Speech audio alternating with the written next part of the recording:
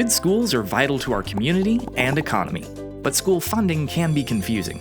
A school district's budget is a complex mix of federal, state, and local funds. Federal and state dollars come with strings attached. Much of it can only be spent on specific things, and it's not enough to cover the costs. Local funding from property taxes, called bonds and levies, can be spent on exactly what our students and schools need.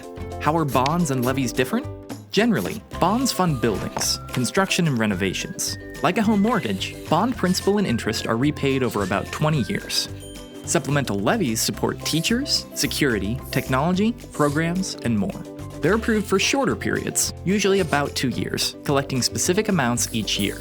Bonds need a supermajority to pass, while levies require a simple majority for approval. So what will local voters see on the ballot in November? The proposed bond will provide $45 million in funding to return Highland High School to a fully functioning high school facility with significant improvements and upgrade the multipurpose facilities including the gym at Century High School.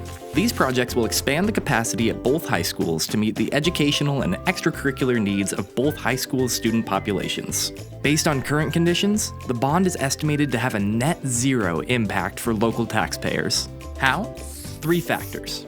Approximately 28.04% of the bond principal and interest will be covered by Idaho's bond levy equalization program. Approximately $3.8 million will be applied to the 2024 bond payment from Idaho's new legislation that created the School District Facilities Fund. 100% of the insurance replacement settlement will be directed to rebuilding Highland High School.